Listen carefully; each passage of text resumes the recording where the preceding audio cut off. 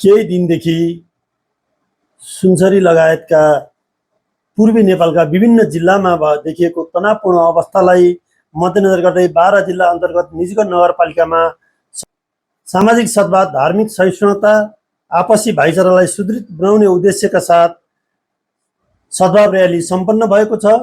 सर्वपक्षीय सद्भाव समूह निजगढ 12 को आयोजनामा शान्ति, सद्भाव र सामाजिक एकताका लागि सद्भाव र्याली भन्ने मूल नारासहित शहीद चोकबाट र्याली सुरु भएको थियो।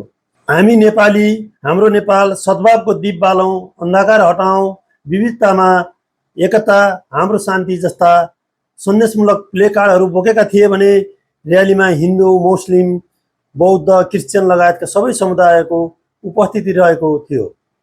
स्थानीय राजनीतिक दलका प्रतिनिधि, सामाजिक अभियन्ता, विभिन्न सङ्घ संस्थाका प्रतिनिधि, व्यवसायी, सुरक्षाकर्मी, सञ्चारकर्मी तथा सर्वसाधारणहरूको एकबद्धताले र्यालीलाई थप भव्य बनाएको थियो।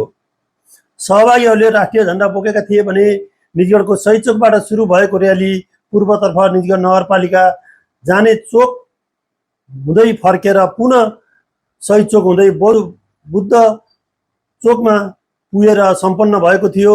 र्याली पश्चात सर्वपक्षीय सद्भाव समूहका संयोजक दीपक सापकोटाले सहभागी सबैलाई धन्यवाद व्यक्त गर्दै निजगढमा सामाजिक सद्भाव कायम गर्नको लागि सदैव एकजुट हुनुपर्ने, सबै एकजुट भएर अघि बढ्नुपर्ने कुरामा जोड दिनुभएको थियो भने कार्यक्रमको सहजीकरण सञ्चारकर्मी महेश्वर अधिकारीले गर्नुभएको थियो।